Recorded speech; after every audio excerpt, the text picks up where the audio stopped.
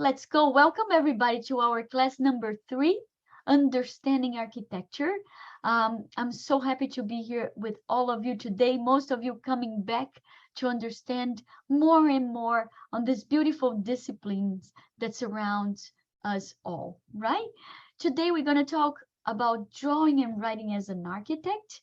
And I ask you, did you ever wonder how you can make the beautiful drawings and calligraphy the architects present?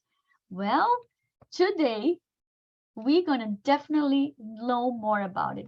Most of us might think that architect is a heavy on math kind of discipline, right? It's in fact an everyday practice when you really are using basic math on your everyday. Every now and then you are heavy on math, yes. But when I compare sketching and drawing to math, there's really no comparison. And now I go beyond. When someone asks me, what are the best things that we should do in high school or college to prepare myself if I want to go to architecture school, I would say that the one advice that I always return to is that you got to learn how to draw, how to sketch. In my honest opinion, it is an absolutely essential skill for anyone interested in architecture, period. Even though we have lots of digital tools to produce the final documents and drawings, the analog sketchbook, pencil, and paper are still relevant. And I now would like you to remember this statement: learning to draw is learning to see. And if you go back to our first class, I said, look around you, everything that surrounds us. You're going to learn how to see everything with different eyes. Do you already feel it like that? Do you look at everything around us thinking about how tall it is, if the proportions are right? We started that. And that's why I mean learning to draw is learning to see. And don't be afraid to keep lots of source materials out on your desk as you're going to go through this class today and practice later on, because your desk with lots of source materials will give you ideas and indeed empower you on your creativity. Let's practice and learn. Is everybody ready? And today we have nothing different than what we ask always, which is our 8.5 by 11 plain paper. A notebook, if you have a graph paper or dot paper, that is suggested because it will make your life easier. A flare felt tip black pen, paper mate is ideal. Eraser, mechanical pencil, and I always like to suggest HB 0.9 millimeters for the type of mechanical pencil you should use. A highlighter, and we have a few photos of what this is represented on the right. And look at this. Today, we will learn more about other very cool tools to draw and to write as an architect. So stay tuned. We're going to see a few extra tools. I didn't want to overwhelm you in the beginning. So little by little, we're going to increase that. Sounds good?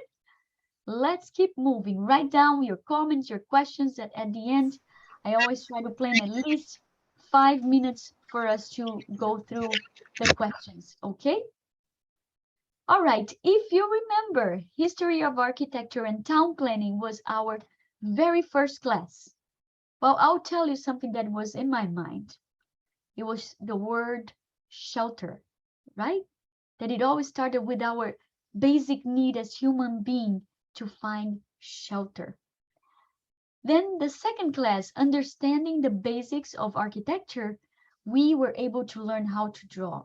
And the word that was totally connected to me was proportion, and then scale. Now we're connecting our need to be sheltered to our need to make everything proportionally right. We need to learn how to do things in scale. And today we're going to put those things together, and we're going to learn how to draw and to write as an architect. Let's do it. The first question, I guess, it comes to mind when you think about drawing as an architect is, where do we start, right? It's got to be a beginning. We saw a little bit about it in our last class.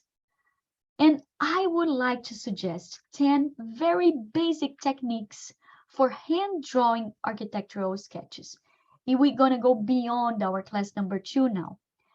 If you think about it, for centuries before computers, all stages of the architectural design process were drafted on paper. How many times did you go to a museum and saw all of those beautiful blueprints on the wall with all these hand-sketched drawings?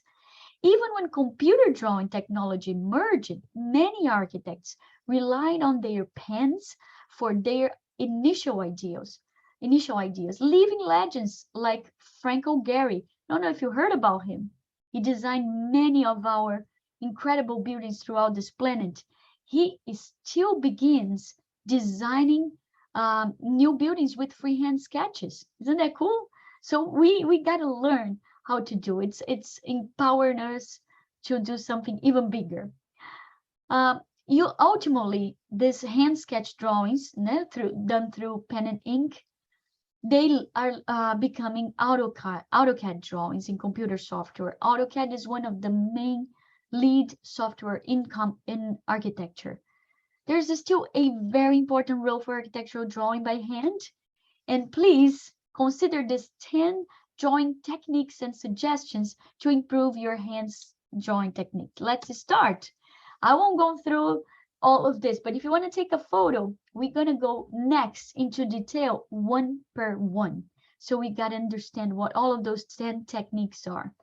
From assemble the right tools on how to hold your pen near the tip, how to keep lines straight, move your entire arm, and we're going to understand what that means. We use shading color and varying of line weights. You got to also study other forms of drawing, what that means. Understand the purpose of sketching, integrate landscape architecture and interior design ideas. It's one of our technique suggestions. And keep a sketchbook, draw freely without second guessing. And finally, observe and practice drawing. That is a rule of thumb to all around you in details. Let's start with number 1. Understand, what do we mean by assemble the right tools? Well, architects, let's go back. Sorry. Architects, they want to draw as an architect. You need precise tools to do that, right? In addition to pencils, invest in some permanent markers, both fine point and ultra fine point. What do I mean by permanent markers? Am I talking about highlighters, Sharpie? No, I'm going a little bit beyond that. If you take a look here on our left-hand side, top left-hand side, this is what the broad and fine twin tips are, right? This is the fine right here on top, medium, and the broad is right here below. We can do a variety of shading with that. If you actually put architect permanent markers in your search, you're going to see a huge variety of brands with a huge variety of prices as well. Start with the least expensive ones, but you will find it very pleasant to draw. It's almost as a watermark. Then we talk about rulers and protractor, and that's what we have here in this upper right and upper and center. That's also helpful when you start going above and beyond in your sketches. And trust me, many rows of tracing paper. Ideally, you can get it in 8.5 by 11, right? Or 11 by 17 tabloid if you don't have a tracing paper. So usually what you have this type of paper below, and the tracing paper, you keep sketching over it. All right. Those are our number 1 techniques. Did you ever realize how important it is to understand how you're going to hold your pen to do your drawings? Remember, as a kindergartner, sometimes a lot of kids, they're doing one little stroke, next to one little stroke, next to another little stroke. Well, that's probably another technique. As an architect, what you're going to do, you're going to hold your pen similar to the photo on the left. You're going to create different line weights, and we're going to talk about it later in this presentation. And The only way you can represent it is by knowing how to hold your pen. Yes, with precision like an architect, hold your pen near the tip. It'll make your strokes more accurate. Yes, there is accuracy behind what we see. A few examples of types of hatching here below the hand photo. So this is hatching, cross-hatching, circalism, contouring, scribbles, stippling, and short dashes, blending, 3S, and zigzags. All different types of things we can do with different pens. And please note this, very important. Next time you look at an architectural drawings, like we're looking at this one here right now, line weight is the visual lightness, darkness, and it's within the drawing, right? In any architectural drawing, from a sketch to a construction drawing, the interplay of different relative line weights is used to communicate depth, importance, and proximity. What do I mean by that? Well, in my practice, I typically work with 3 line weights when sketching and 5 when I'm drafting digitally. And here they are. One is called profile. Basically, I'm tracing the perimeter of the components. So let's go here to this sketch and you understand what I mean by profile. You see here, do you see my mouse? My mouse when I go through the screen. Okay, so this is the profile, for example, of the roof structure. Because the roof structure has thicker and bolder elements, I'm creating a deeper, thicker line here, which I call my biggest line weight, right? It's my profile type of line. Then I have the light, which is just about everything else here. But there's also what I call the poche, which is the hatching or shading. So you see here, remember when we spoke about hatching before, right? Okay, so yes, these are types of hatchings and they definitely, they mean something. You see here, communicate something. This, for example, is communicating that this is concrete.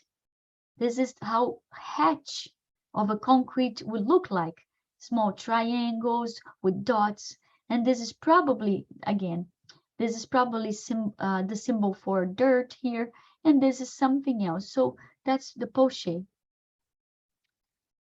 Now 3, to keep lines straight. How do you do that? You got to move your entire arm. And that's so important. Now let's do an exercise together where you have your elbow parallel to your hand. Now just move your hand. That's how you're going to practice your straight line. So that's what you're going to do. But now when you place your elbow on your desk, that's how you're going to keep practicing. Remember how you're going to hold your pen close to the tip. And that's the move you're going to know. It's a simple line technique. If you want to draw straight lines without a ruler, which is one of the assets about learning how to draw, lock your wrist and elbow. By moving your entire arm from the shoulder, you will quickly sharpen your drawing skills. And one of the best exercises you can possibly do, as you see here in this quick selection of sketches, is sketching lines. Vertical, up and down, up, an entire piece of paper with no rules, no graph paper. There we go. This time, no graph paper, just a blank one. And then you're going to keep practicing in an angle, vertical, horizontal, and probably it's going to look like that on the left in the beginning. And then little by little, it starts getting better. You can go with out of shape like that. And when you're good at this, you said, I guess I figured it out. I guess I'm doing much better. Then you can jump to things a little bit more adventurous. Look at this. Have you seen sketches from an architect before and how they cross the edges like this? Did you ever notice? Usually there's no open space. Why is that? Because a drawing architecture usually means something that is to be built or is already built. You don't want them to think there is an open space here to get inside this box, or it's a door, or it's a window. So what you would like them to see is that this is a closed box. So to ensure that most of the architects, they hand draw their straight lines, and they go a little bit beyond, and that's why we have all these edges crossing. Interesting, right? And look at the use of the different line weights, the profile and the lightweight, right? So incorporate that in all of your sketches. Remember this, tip number 3, incorporate the use of pen weight, all right? And more adventures, we're gonna learn at some point how to do 2-point perspective, which is really what it means. You see here, a point on the left, a point on the right, and then if you draw something in the center, it doesn't need to be in the center. In this case, it was right in the middle of the center. So what you start doing, let's say you want to draw a column here. In this case, is the corner of the building. You're going to start connecting dots that you're going to do in your center vertical line. And the moment you start connecting dots from these 2 points, it gives you what you call a 2-point perspective. Very interesting, right? And look at this one. This is only 1-point perspective. Let's say, for example, you went to the beautiful area and you saw this building and said, oh my God, I want to start drawing it. So here will be your 1-point perspective. And you're going to start coming in the direction of the building. So you have the right proportion and scale for that. So let's move to our suggestion number 4, which is use shading, color, and varying line weight. What do I mean by that? Well, the dimensions that we put in a drawing, the depth, and as all of this, it should be part of your drawings. The techniques like 2-point perspective, which we just saw, will add what we call dimensionality to your sketches. So it's interesting to see what can be done after you learn that the thickness of your line, which we call line weight, and the style of perspective can make it all look 3D. Last class, what did we see? We saw 2D, right? We saw how slicing a building would represent an elevation, a section, a floor plan. Now we are trying to still in a piece of paper, in a 2-dimensional piece of paper, making it pop. And that's one of our techniques. For example, shading. Look at that sketch made in a 2-point perspective with all the different shading. What does it indicate? That we have more light here, so sun is probably facing the front of this building, and its shadow on the right and the left. That's why we see it darker here. And in this area here on the right, what we see, it's a technique that is very well adapted to watercolor in architecture. Isn't it beautiful? And that's why if you like art, architecture has a lot of that. That brings us to our technique number 5. I strongly suggest everybody to study other forms of drawing to improve your techniques and to diversify your drawing ability.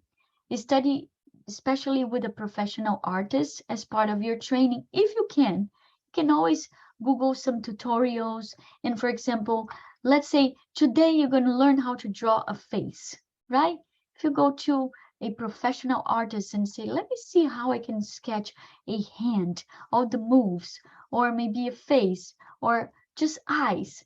That's part of that. And this experience, in my opinion, will enable you to draw beyond the limits of simple geographic shapes, right?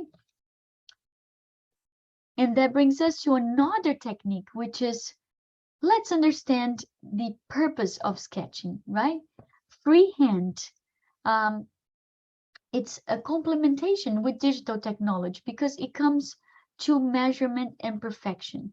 But free drawing offers more than anything else that offers inspiration. When you are drawing, let's imagine now, have you ever been on the phone and someone is talking to you, got your pen and you start sketching something, right? It can be a flower, it can be a heart, anything. But that's when your mind is starting to, almost like a therapy, is starting to put on paper something you want to represent. And that's the beauty of a free drawing. It offers inspiration. Use your concept to sketch, to think big and outside the box. And later, Later, way later, you can use digital tools to achieve structural precision. So we learned last class how to make things to scale, right? Which is very precise. You went with the tape measurement and probably got the dimension of your sofa and the overall dimensions of your room, and now you have a floor plan. But how do you go beyond that? Let's say, okay, this is what I have. I want to do a renovation in everything that I have. So you're going to use your tracing paper, most likely. You're going to trace over that perimeter that you have, and you're going to start populating with different things, but freely, without precision necessarily, right? But now with the proportions. One of the techniques on how to draw as an architect is not all about let's just draw walls and windows and doors and roof.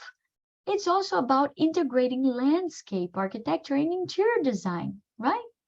So you can see that the schools of architecture actually encourage students to think of the built environment as more than just a structural building design. Yes, yes, yes. Architectural plans must include floor plans, section drawings, perspective drawings, and construction details, as we saw during our last class. But they could, and in my opinion, they must include interior design details and landscaping. Why is that? Because that's how you start seeing the end user really appreciating your creation, right? Let's go through this perspective here on the left, which is a perspective seen from above. Look how different that is. You're seeing the walls here, but then you start seeing how you're going to use that space, where the chair is going to be, populating it with a pillow, for example, a planter right here, where the area rug is going to be. Maybe this is a mirror in front of your bed right here, the window, and on the right, check this out. It's showing you even where you're going to have the garden, where the bushes are going to be. If you have a deeper landscape, look at that. The architect is using a deeper shade of gray, so you understand that this is maybe taller. Look at that. Another shading here to show um, the shadow of this taller landscape. And it's wonderful that through a quick hand sketch, you can also make notes, start writing as a true architect. You probably in the middle of conversation said, oh, this is accessible. So this is your living room, this is your dining room, and this is your bedroom. All of that you have access through the garden. See here, all these arrows, you start populating with the cars, indicating where the garage is going to be, or the parking spots are going to be, where the steps are going to be located, and so on and so forth. Look at this sketch on the right, someone painting a 2D sketch of a car, but adding some shading in order to make it pop up and make it look three-dimensional. Very interesting, right? There we go. So 8. 8, we have keep a sketchbook. Why keeping a sketchbook? How many times did you have the experience? Let's put this experience now to all of us. Let's try to remember how many times you were sitting in a place with a beautiful architecture around you, and maybe you didn't have a camera, but you wanted to just take that beautiful piece of detail with you forever and say, wow, maybe one day when I'm doing this in my house, I want to have this in that corner. Or if I'm redecorating my office, I want to definitely have this style of wallpaper placed in one of my walls. So you like color very much. So that's why I strongly suggest everybody who wants to learn a little bit more about architecture to keep a sketchbook. There's one that is very popular among the architects. It's called the Moleskine.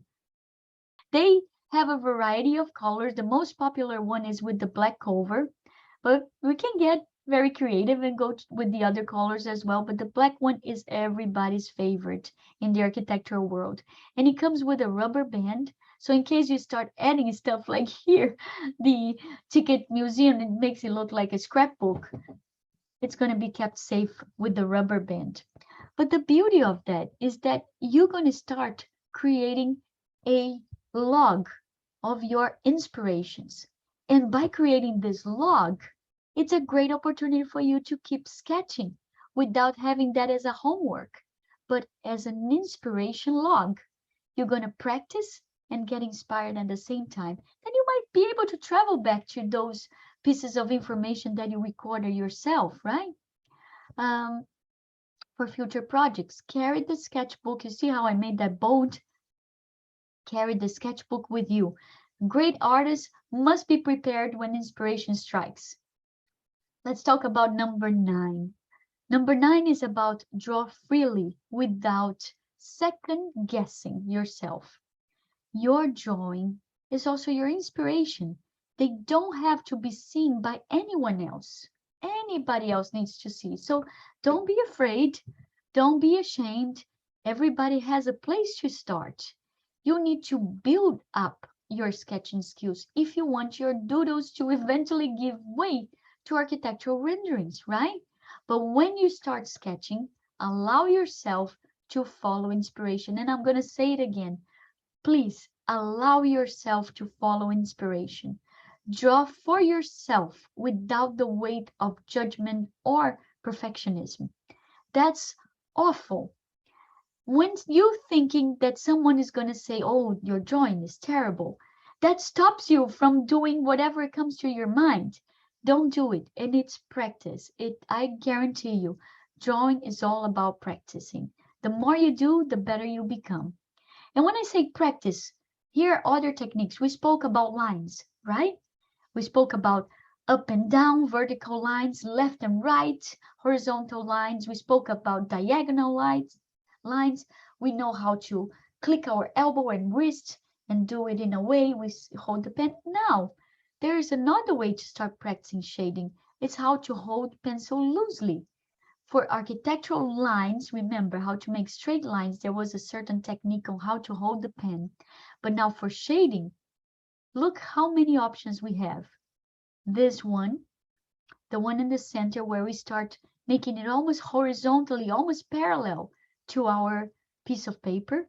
And then finally, the one if we want to even go very light, we hold all the way at the end of the pen, like this photo on the right.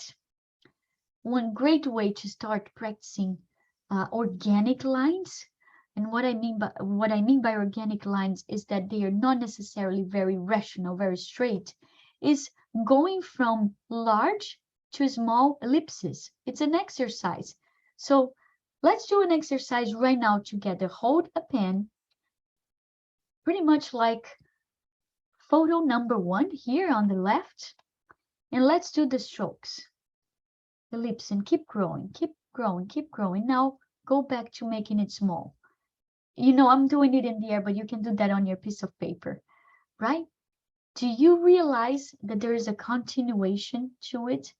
And the more you do it, the more you start seeing how you are holding the pen, how deep it's going in the paper, and how precise you're making, if you can make the line better until it looks like that. Now do the other way around. Let's do it together. Let's go from the large ellipse to the small one, and they follow. You see how free your mind is? You can do those ellipses close to each other or far from each other. But then you start seeing dimension by doing that. That's your brain connecting to the three-dimensional factor of sketching. You see, it almost looks like you can put something in between those ellipses inside, right? A straw maybe. That's part of that exercise. Now, dot to dot line exercise.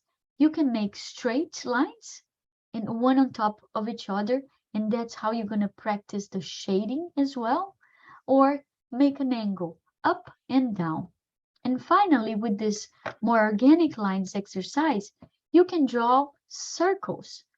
And circles are different than this one because you're going to go until it makes it look like a true circle without judgment. I feel the best thing on this exercise is to get rid of the judgment and perfectionism. You're getting more confident about your techniques. And when you're doing that, enjoy all of those material sources that we spoke about in the beginning. They're going to be on your desk. So make sure you are exploring the different pens, that you have pencils and have fun. It's important to have fun. Don't worry about it. If in the middle of the exercise you say, wow, that looks like a cloud. I want to make that into a cloud or a tree or a planter. Start getting creative. There is no judgment and there's no rule. You are in the middle of enjoying learning how to draw as an architect. And the 10th one, which in my opinion is one of the most important ones, is to observe and practice drawing. It's almost a rule of thumb, and to appreciate everything around us in detail. I strongly suggest to anybody, take photos, and not only photos, but make videos. Things are connected, right? Maybe you are visiting a place where you see a nice piece of architecture, and behind that wall that you enjoyed, there were hidden speakers with a nice song. That if you pay attention, songs, they kind of match to different sorts of architecture. Did you think about it before? That's one of my signatures. Always ask the question, did you ever think about it? So I'll give you an example. When you go to Grand Central Station, we spoke about that example before. What kind of music comes to your mind? Classical music, or rock and roll? Maybe more classical music, right? We make one thing go with the other, right? So that's basically it. We try to make videos also to learn more from the spaces and put that in our record. And then in our little sketchbook, you can even record all of that. The sense, I say that architecture is not a 2D experience, it's a 4D experience. It's the sense that you sometimes walk into a space and you smell and it feels very nice. Is the light, is what you see, is sometimes a nice texture that you see on the wall or on the seat that you touch, right? All of that adds up. You can constantly document your own background and personal experiences while registering it all for future references, as we just spoke. To draw is about knowing how to represent reality. That's a good one to start writing in the sketchbook. To draw is about knowing how to represent reality. With that said, I ask you, don't give up. You've been here 3 weeks already in this class and you're not giving up. I can't wait to see what you're doing on the next level. Now we spoke about drawing as an architect. Did you see any architect with this kind of handwriting before? Yes, you did, right? And you probably wonder, how is that possible that everybody writes exactly the same way? A little piece of curiosity, because as you know, I love history. So let me tell you, it is expected as a designer or architect that all blueprints, drawings, and designs have architectural lettering. So it's not a coincidence that everybody in the architecture or engineering industry have the same handwriting. This lettering system was established ages ago by architects so that all writing on blueprints were legible before costly mistakes would be made. Well, I made a mistake here. So would be made. Think about it. Wouldn't it be wonderful if the doctors would do the same? We would understand what is in those prescriptions. Well, the architects have no choice. Otherwise, the team in the construction site would probably build whatever they have in their mind. Said, I don't understand that here means a brick and mortar. I'm going to just put plywood in here. Imagine?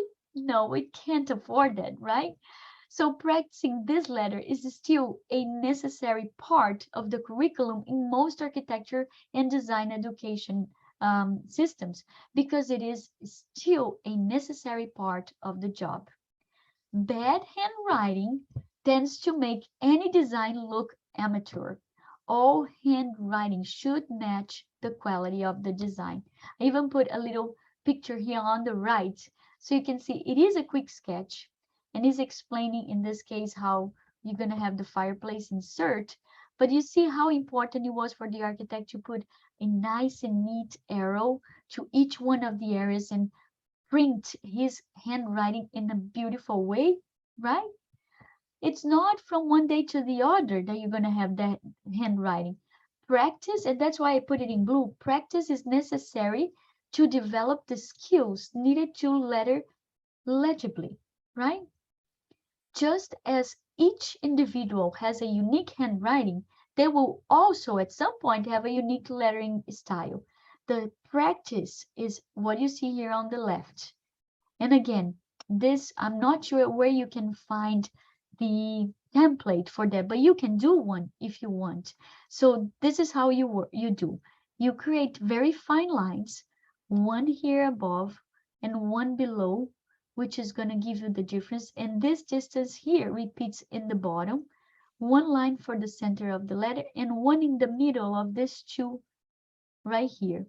And then if you notice, things are going to align to the center most of the time. You see how the A, the two sides of the A kind of align with the center. The bottom of the A aligns with this here. And then the top aligns with the top center. And this here, you asked me, Carolina, but why do you have that in the bottom? Well, because sometimes the letters drop. Remember when we were crossing the edges in a drawing? We saw it before. We kind of do the same thing with the handwriting, but when we do it, it can't pass the top line and it can't pass the bottom line, right? So here, if you notice, most of it has something. You see, in this case is the B that touches the center line, the C top here touches the center line, and so on and so forth. So that's the practice for capital letter, and this is the practice for lower letter. And there's not only that, but there is the numbering system. There's also practice on that. And again, it's based on the same distance that we have. Architectural lettering has an animated quality while appearing very uniform and neat. Guidelines are, and that's what we just spoke about, very light and almost invisible lines like we see here in the background. And they should be drawn with a 4H pencil, while the lettering should be, if you're practicing, darker.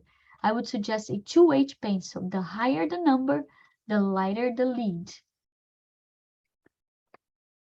Well, this is now an opportunity if you want to go deeper into pencil and paper in architectural drawings. These 3 videos are amazing. I would suggest you go through it. It's still very relevant in architecture to know how to draw. And that's why I made my point in the beginning. It's important. It's going to be used for everything else. You're going to represent all that you like and things that you want to change. And as you know, I like to give a bibliography, right? By now you are adjusted to that. At the end of our class, as we come to a conclusion, unfortunately 1 hour is not enough for us to learn everything we want, but books are definitely a great source of information. This book is called Sketch Like an Architect. And on the right-hand side, I line up a little bit of David Brazil. He says, in the step number 1 in his book, he tells us about lines and 2D objects, which is a little bit similar to what we spoke about in the beginning of the class. Basic perspective rules, and this includes the 2-point perspective and the 1-point perspective we saw before. And the step number 3, which is shadows, textures, and materiality, which we did see a little bit of it as well today. Step 4 is fun, which is populating our sketch. We saw that we populated with landscape, we populated with furniture, which we call interior design. In step number 5, he's talking about that as well, populating and adding vegetation. And in the step number 6 in this book, he talks about awesome perspective sketch. A little bit more techniques described here. And still within our bibliography area, we have the exceptionally simple theory of sketching. Why do professional sketches look beautiful? And that's by George Yavax. This book is pretty straightforward and simple. It's a good one. Most of these books, again, our library system has it. If they're not available through our library system, I know online you can probably find it as well. Exploring Perspective, Hand Drawing, Fundamentals for Interior Design. This one is by Stephanie Sipp, and it's really great if you want to get into deep details on how to draw as an architect and interior designer. That is a very good one. Well, and there is always the one for very beginners, and this is a good idea for that subject that we spoke about today, which was draw in a diverse way, not only geometric shapes from the architectural, but also other things around us, such as our food, people, objects, right? We have the opportunity to do beautiful stuff. And this book is teaching techniques for the beginner step-by-step guide to getting started with your drawing by Sandra Myers. Very good book. And now the last three suggested bibliography today are Architect's Drawing Kit, Draw Your Home in 3D. This one is very interesting. This one includes a perspective drawing chart and sample illustration. So it's very visual. And do you remember how we spoke many times what drawing is? It's the passion. Who learns how to draw is passionate about it. Look at the quote they included on the front page, the cover. Drawing is thinking. And it is. The moment you start doing it more and more, you see how much thinking there is behind each line you put down on paper. They have a meaning. Basic drafting. Now we're getting into a little bit more details. And this is a manual for beginning drafter. And when I say drafter, it's more technical drawings. It's not so much as free hand sketch. And same thing with this one here, hand drafting for interior designer. This is more technical. The one in the middle is by Leland Scott, and this one on the right is by Diana Bennett and Rich Kingsley. So they're both great books. And I always like to suggest good websites. You might want to take a photo of that one. And I broke this down in 4 options here for us. The first 2 YouTube videos are about principles of line weight when sketching. We did go through it briefly today, but in more details. Those 2 videos are fantastic. Then have a hand sketch book with you and check out these tips for your new drawings. So to watch this, I already suggest you to have your sketchbook right next to you. You're going to enjoy this video. To sketch a floor plan, which we already learned, these 2 videos are wonderful. And 5 things every architect need under $20. That's a great video to watch next time you go to that store 5 and under. Because you'll be able to find most of that there and have a good time. In our next class, it will be our class number 4. We will talk, wow, let me tell you, next class, you will enjoy it so much because we're going to learn how lighting sets the mood of everything around us. We'll give you an example.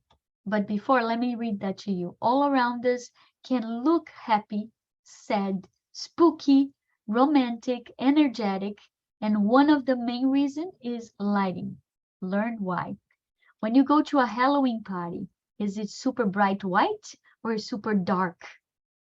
Super dark, right? When you go to a romantic restaurant, did you notice that it looks a little bit lower, the light? It's not super bright either. When you're tired, you want more or less light in your home? Less light, right? You're probably going to have your nightstand table lamp on and nothing else because it's time for you to calm down. Or you're working in your office and you have a lot to read, you need more light. So all of those things we're going to learn in our next class. But until then, I would like you to start noticing all the lighting around you. Okay, when you go to your drugstore, when you go buy your food in the supermarket, and I'm not talking about the light in the ceiling. I would also like you to pay attention to the light on everything around you, everything. I mean, even inside the car, okay? And again, thank you all very much. As always, I dedicate my special thank you to the Tuckahoe Public Library and the entire personnel who goes above and beyond to bring us to these incredible classes in the Westchester County Board of Legislators. And I believe, that's my quote, knowledge is a lifetime treasure.